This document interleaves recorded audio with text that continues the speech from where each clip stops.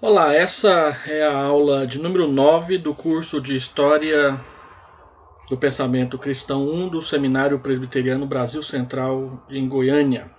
Eu sou o Reverendo Hélio, professor dessa matéria, e vamos lá. A nossa aula de hoje, a aula de número 9, é sobre o monasticismo. Como os irmãos sabem, no final do segundo século, início do terceiro século, Constantino fez o Edito de Milão, que tornou a igreja legal no Império Romano.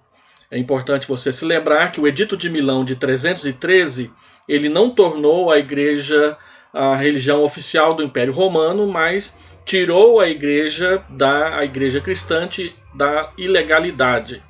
E a grande questão que se levantou então é: será que isso foi uma bênção ou foi uma tentação para a igreja cristã? Porque de igreja perseguida pelo Império Romano, ela passou a ser igreja favorecida pelo Império Romano.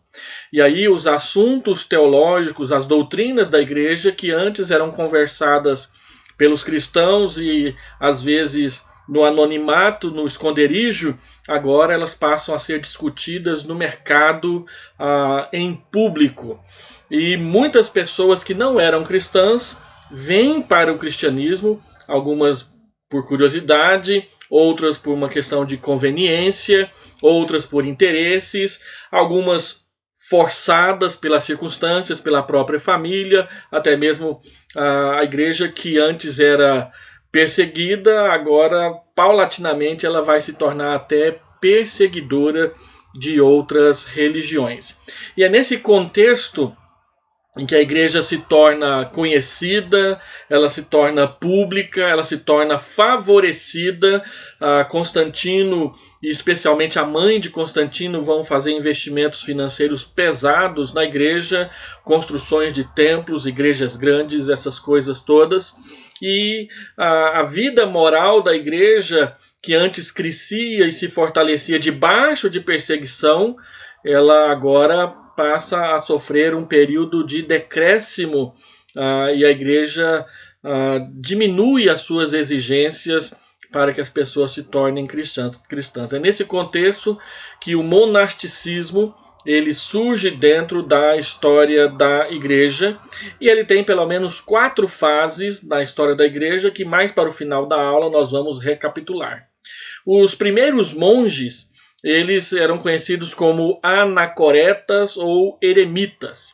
Eram homens que, vendo que a vida da igreja nas cidades não estava boa, o padrão moral da igreja havia diminuído, então eles vão para os desertos e vão viver a sua vida cristã sozinhos, isolados dos outros, buscando quietude, buscando oportunidade para meditação e buscando principalmente viver a vida cristã de forma mais santificada.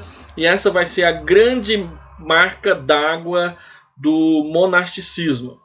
Os anacoretas e os eremitas viviam sozinhos no deserto ali do início do século IV, na metade do século IV, e vão surgindo monges aos montes na história da igreja cristã. Os primeiros monges do deserto, eles eram movidos pelo desejo de levar uma vida solitária com o objetivo de amar mais a Deus. E como eles faziam isso? Primeiro, eles pregavam e praticavam o afastamento do mundo. Eles queriam viver uma vida separada do mundo. Segundo, eles renunciavam aos seus bens materiais. A grande maioria ia viver em cavernas ou em locais solitários no deserto. E terceiro, eles procuravam imitar a Cristo em pelo menos quatro áreas: a vida simples, a pobreza, o celibato e a obediência a Cristo. Essas 4 características vão, no decorrer dos séculos, ser as principais características do monasticismo: vida simples, pobreza, celibato e obediência irrestrita ao Evangelho e ao Senhor Jesus Cristo.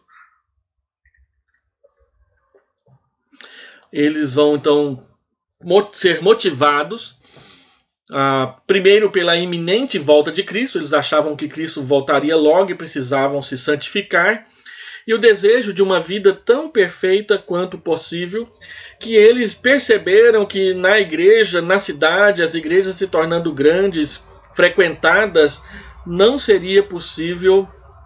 Então eles eram movidos por esse ideal de ter uma vida mais santa, mais perfeita na presença de Deus. Os anacoretas ou os eremitas são conhecidos principalmente pela alcunha de os pais do deserto, e eles surgiram primeiramente na Síria, na Palestina e também no Egito. Um exemplo disso é o Simeão, o Estilita, que virou até uma atração turística, porque ele vivia em cima de um poste, de uma estaca, viveu por muitos anos ali. Eu assisti um vídeo no YouTube essa semana que diz que o camarada disse até que ele passou a ter problemas na perna por causa de ficar numa posição só ali, em cima de um poste, e virou atração turística. Pessoas vinham de vários lugares para ver aquele homem vivendo em cima de um poste. Um outro que ficou muito conhecido e virou até padrão para os eremitas foi o Antônio do Egito, mais conhecido na história como Santo Antão. Ele viveu de 250 a 356, 106 anos, não sei se é isso tudo, mas ele era conhecido pelo ascetismo e pelo evangelismo. A vida do Santo Antônio lá do Egito tocou profundamente a alma da sua época, e a sua história passou a ser conhecida, e então muitos resolveram abandonar a vida da cidade, a vida urbana, e ir para uma vida, nem era uma vida rural, era uma vida de solidão no deserto, motivados pela vida de Santo Antão. Agora, o que é um monge? A palavra monge, ela é derivada de uma palavra grega que significa sozinho. A ênfase é na luta contra as tentações pessoais. Eles procuravam viver sozinho, principalmente para lutar com as suas tentações pessoais, que eram mais incentivadas na vida urbana, na vida que a igreja estava propondo nesse período da história. O monasticismo, então, ele vai sofrer o seu primeiro desenvolvimento quando surge o monasticismo cenobita. Os anacoretas, eles viviam sozinhos.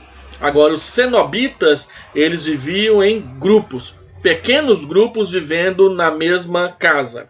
E nesse caso, o nome mais interessante é Pacômio, que em 323, 10 anos após o Edito de Milão, ele viveu de 290 a 346, ele criou o primeiro mosteiro comunitário, de grupo.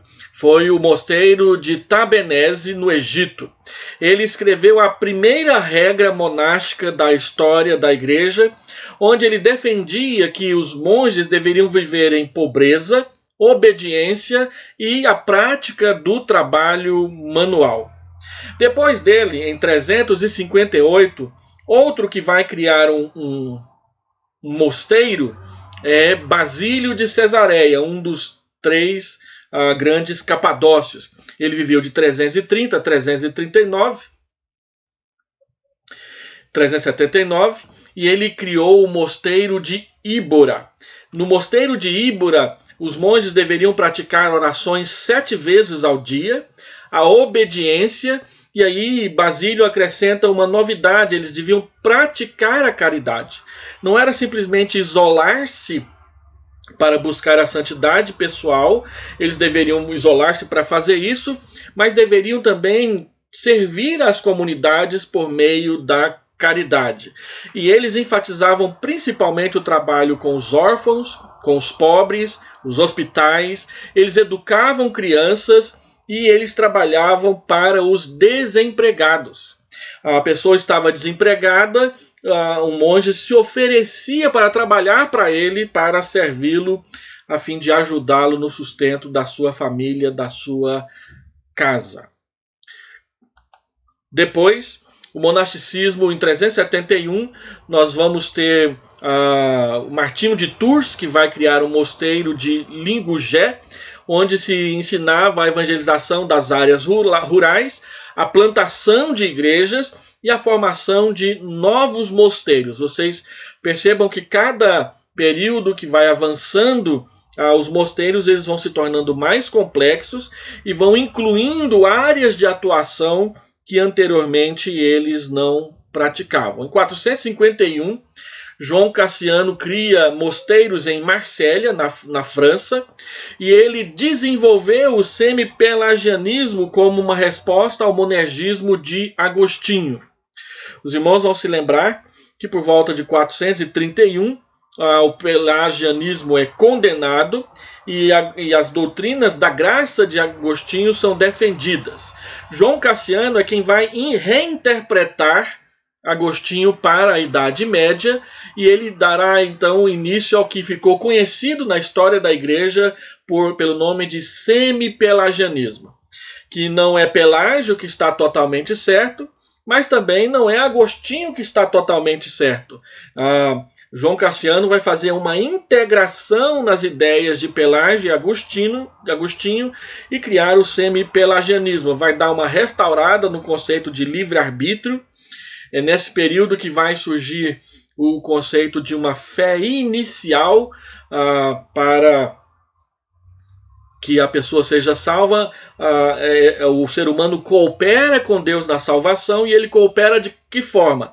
Ele dá o pontapé inicial para a fé, dá o pontapé inicial para que Deus o salve. Deus faz toda a obra da salvação, mas é ele quem é o próprio ser humano quem inicia a salvação por meio do que a história da igreja ficou conhecido como fé inicial. Na época da Reforma, nós vamos conhecer o arminianismo, que vai substituir a ideia de fé inicial pelo conceito de graça preveniente. O que é isso? A graça preveniente, ela diz que Deus é quem salva, Deus é quem faz tudo na salvação. No entanto, Deus dá uma graça preparatória, uma graça preventiva que leva a pessoa a crer. Ele substitui o conceito de fé inicial pelo conceito de graça preveniente, para manter o conceito de livre-arbítrio atuando. Deus dá uma graça preparatória para o ser humano, a fim de que ele possa receber o evangelho e ser salvo. Não há muita diferença, a não ser a perspectiva, porque no período de João Cassiano, o que é dito é que o homem toma iniciativa por meio de uma fé inicial e Deus faz todo o resto.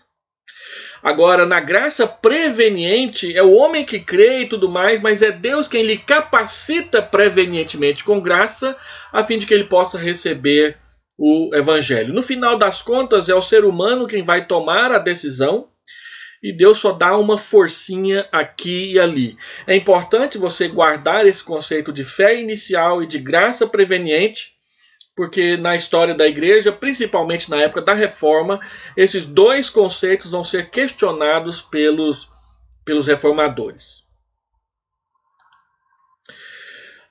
O monasticismo ele ganha então corpo a partir de Bento de Núrcia, que em 529 ele cria o mosteiro de Monte Cassino, na Itália, e ele publica a conhecidíssima regra de São Bento e a primeira ordem monástica do Ocidente, que são os beneditinos. Bento de Núrcia viveu de 480 a 547, e a regra de São Bento ela representa um desenvolvimento no monasticismo cenobita, e ele cria então os chamados monges regulares. Regulares vem de régula, que significa regra. E quais são os principais conceitos da regra de São Bento, para que nós possamos comparar com os anteriores e com os posteriores? Primeiro, ele preconizava uma vida em comunidade.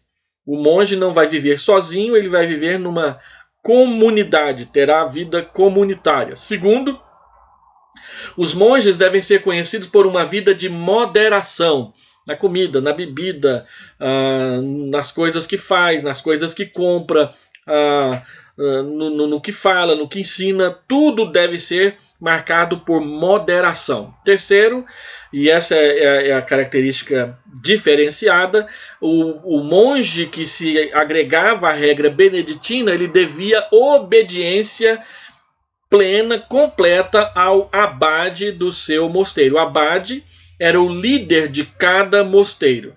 Então ele tinha que proclamar, ele tinha que professar obediência completa ao abade do seu mosteiro. Quarto, o trabalho físico. Trabalhar na horta, construir, pintar, lavar, costurar, aprender a fazer trabalho físico para servir as demais pessoas. E quinto, cada mosteiro era independente, ficando sob a direção do seu abade. Na regra beneditina, cada mosteiro que era criado era independente do mosteiro que o criara. De modo que cada mosteiro, dentro dessa regra, iria desenvolver o seu estilo próprio, as suas características próprias de vida cristã monástica. Qual que era o estilo, então, de vida monástica? Primeiro era vida centrada na oração, contemplação, muito tempo gasto com meditação na palavra, nos ensinamentos, naquilo que havia aprendido, uma busca por santidade pessoal, havia o trabalho para o autossustento e a ajuda aos que viviam na pobreza. Essas são as 5 características do estilo de vida monástica: oração, contemplação, santidade pessoal, trabalho para se autossustentar e ajuda aos que viviam na pobreza. Quais são as principais contribuições do monasticismo para a vida da igreja? Primeiro, o monasticismo vai contribuir com a preservação de muitos livros antigos, porque boa parte do trabalho dos monges era também copiar manuscritos antigos a fim de preservá-los. E como na Idade Média havia muitas invasões e guerras, e muitas vezes os mosteiros eram preservados, as suas bibliotecas acabaram se tornando a grande contribuição e a preservação da cultura. Os mosteiros vão ser pioneiros e vão ser da vanguarda no que diz respeito à educação, porque os monges vão ensinar crianças, vão ser tutores de crianças dos nobres, vão ensinar a ler, vão ensinar a escrever. E a vida dentro do mosteiro é uma vida de muita cultura e de muita cultura acadêmica. Então eles têm uma contribuição preciosíssima e profunda na educação. Só para os irmãos terem uma ideia, as primeiras escolas e as primeiras universidades vão surgir no século XII e no século XIII, vão surgir dentro dos mosteiros e dentro das catedrais das principais cidades europeias. Por isso, então, os mosteiros serão centros de erudição e de cultura, onde as pessoas podem estudar. Quem conhece a história de Vivaldi, aquele mestre da música, ele tinha muita vontade de aprender música, queria ser um músico de melhor qualidade, e na sua época, por volta do ano 1200, o melhor lugar para se aprender música era no mosteiro, e para aprender música no mosteiro tinha que virar padre. Então ele entra, se torna um padre para estudar música e vai ter uma vida sacerdotal católica de muito conflito entre a música e também a batina. Há uma história que diz que certa vez Vivaldi estava celebrando uma missa e veio então uma sequência de acordes na sua cabeça. Ele simplesmente deixou a missa para lá e foi para a sacristia a fim de compor a música que veio na sua memória por causa disso. Os mosteiros e as igrejas se tornaram centros de erudição, e quem queria conhecer mais acabava tendo que entrar na vida monástica de uma forma ou de outra. Também havia o desenvolvimento da teologia. Uma vez que eles preservavam os escritos e passavam boa parte do dia estudando, os principais debates teológicos vão estar ali em torno dos mosteiros. E outra característica dos mosteiros que não pode passar despercebida é que, apesar deles pregarem uma vida de solidão, de separação, eles vão ser os principais desenvolvedores da obra missionária da igreja. Você estuda a história das missões e verá que grande parte do avanço missionário da igreja na Europa acontece por causa dos mosteiros que vão adiante pregando o evangelho e plantando novos monastérios por onde vão andando. Esta é uma fotografia de como que era um mosteiro. Esse é um grande mosteiro. Então, o mosteiro, na vida monástica, tinha a igreja, não é? O dormitório, onde os padres dormiam. Ali por perto já ficava a biblioteca, o refeitório. Havia um albergue onde eles acolhiam pessoas em viagem, pessoas necessitadas. Ali dentro havia os claustros, onde cada um tinha uma cela para oração, para meditação particular, e ao redor havia os campos de cultivo, onde todos eles tinham que trabalhar para manter o sustento do mosteiro nesse período da igreja medieval. A seguir tem um outro modelo, um modelo também de mosteiro da Idade Média, mais ou menos o mesmo tipo de formato. A hospedaria era o albergue, tinha uma enfermaria por causa de hospitais. Então, o refeitório, o escritório, que era onde eles estudavam, uma espécie de biblioteca com púlpitos fixos, onde eles colocavam as obras para copiarem e estudar. E sempre a principal edificação era a igreja, às vezes uma catedral, dependendo do local e da época. O que vem a seguir são pranchas sobre o desenvolvimento e a formação dos mosteiros. Cada prancha dessa, ela vem numa ordem cronológica. Aqui embaixo você tem a legenda, e as legendas vão apontando para que lugar no mapa aconteceu. E aqui do lado nós temos os personagens e as características desses mosteiros. A letra é muito pequena, fica complicado de eu tentar ler para você, mas boa parte do que eu coloquei lá antes foi retirado dessas pranchas que você encontra no livro. Deixa eu pegar ele aqui. Neste livro, ok? É um livro muito interessante. Ele traz várias pranchas, mapas e gráficos da história da igreja. E aqui eles têm algumas pranchas, 3 pranchas só sobre o monasticismo. Essas pranchas estão na apostila, que você poderá ler com mais tranquilidade. E também estão no PowerPoint que eu enviei e publiquei lá na plataforma do nosso curso de EAD.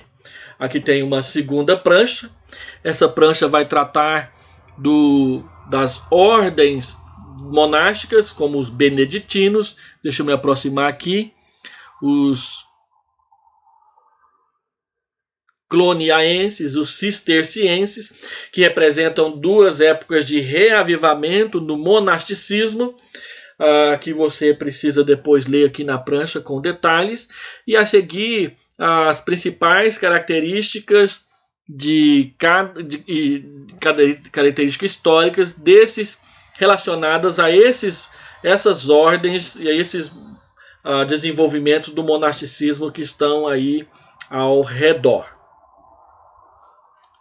A terceira prancha é a continuação, e aí nós temos as ordens, os principais membros dessas ordens e as características dessas ordens que vêm a seguir. Você pode ler. Se você tiver alguma pergunta, você pode enviar a pergunta para mim lá no grupo do WhatsApp, e eu respondo, faço pesquisa se eu não souber, a fim de te auxiliar a conhecer melhor essas questões. Então, olhando o monasticismo como um todo, nós podemos perceber pelo menos 5 períodos de desenvolvimento no monasticismo que nós precisamos ficar atentos a eles. Primeiro, os anacoretas ou eremitas do início do século IV, depois os cenobitas a partir de 323. Você vê que esses anacoretas e eremitas vão ter um período de pouco mais de 10 anos só de desenvolvimento. Depois é publicada a regra de São Bento em 529, que revoluciona a forma dos mosteiros funcionarem. E esse monasticismo beneditino, ele vai sofrer duas épocas de reavivamento, o reavivamento de Cluny, na época de Gregório VII, e o de Citeaux, que é o da época de Bernardo de Claraval, 909 a 1098. E depois, o último desenvolvimento são as ordens mendicantes. Os reavivamentos de Cluny e de Citeaux, eles vão trazer como desenvolvimento, um acontece 100 anos depois do outro, mais ou menos, em que aquela situação dos mosteiros beneditinos, em que o monge devia obediência ao abade local, Citeaux e Cluny vão desenvolver isso para que os mosteiros não sejam mais independentes entre si. Vai ter um abade geral e os abades locais eles devem obediência a esse abade geral para que haja unidade doutrinária nos mosteiros. E isso vai trazer um grande reavivamento para o catolicismo no período do ano 900 e depois, quase 200 anos depois, em 1098. O primeiro de Cluny e depois o de Citeaux. Os dois são mosteiros franceses e vão produzir os papas mais poderosos da história da igreja por causa do reavivamento que eles mesmos vão proporcionar. E por último, as ordens mendicantes, que vão surgir a 1483 a 1546, dentre elas a história de São Francisco de Assis, os dominicanos de Tomás de Aquino e outros mais. Lembrando que os franciscanos de Francisco de Assis são caracterizados principalmente pelo voto de pobreza e o cuidado para com os pobres. E os dominicanos, eles vão se dedicar principalmente ao ensino e à tentativa de converter os infiéis ao cristianismo. No período da Reforma ainda vai surgir os jesuítas, que tem tudo a ver com a história do Brasil. Quando vocês forem estudar a história da igreja brasileira comigo, nós vamos ter que falar sobre o papel dos jesuítas aqui no Brasil. E os jesuítas eram monges, eram também seus mosteiros, e serão importantíssimos na educação e na evangelização católica no Brasil, num período de 400 anos que eles vão trabalhar aqui nas nossas terras. E os jesuítas, eles surgem dentro do espírito da Contra-Reforma.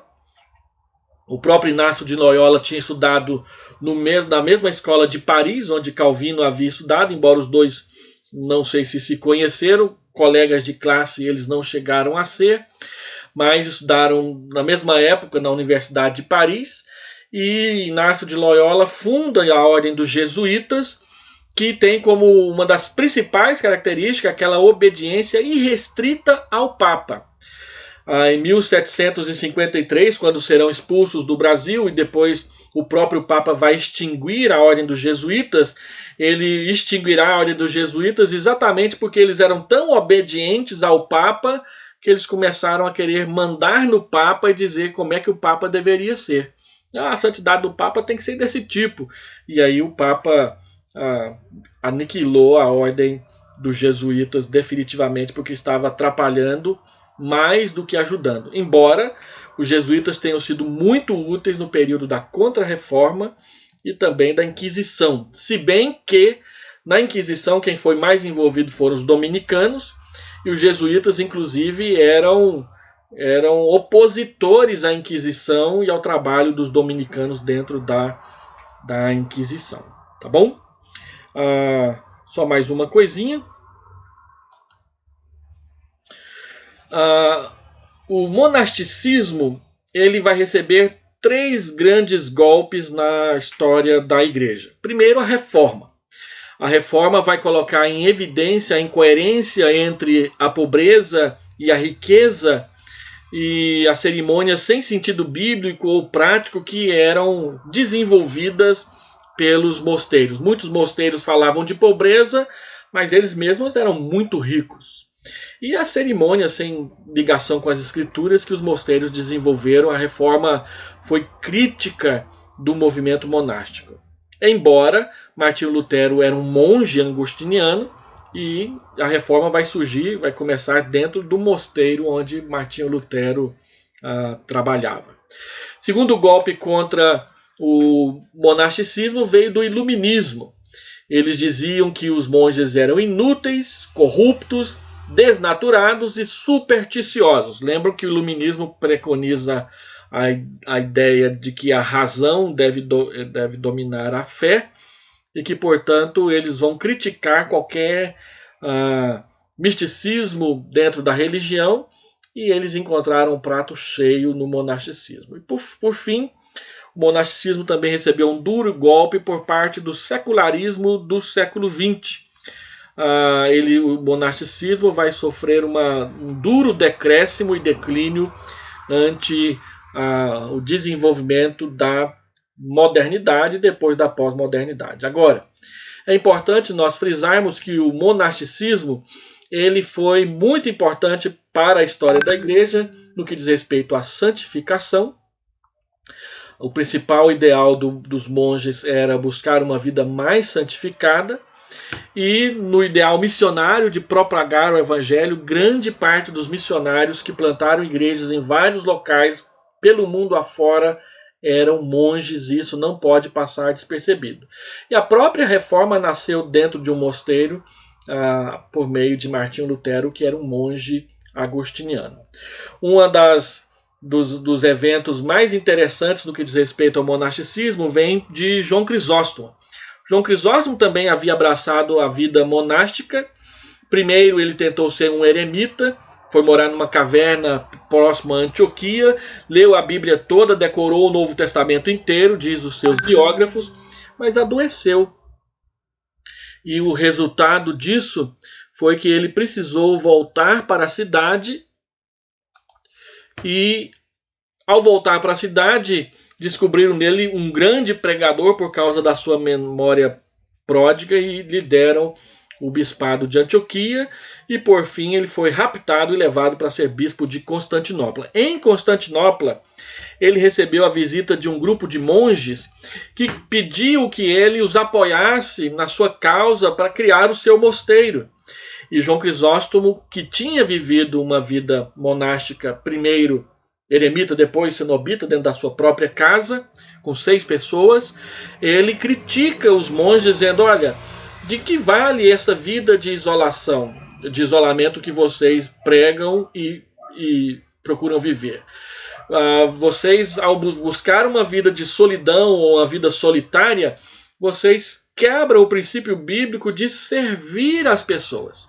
E ele então diz que o ideário monástico naquele período de se afastar do mundo para viver uma vida melhor para Deus não era bíblico, e ele criticou o monge que ele mesmo, o monasticismo que ele mesmo havia adotado um período da sua vida, dizendo que o monasticismo não era prático para que o cristianismo pudesse servir aos outros.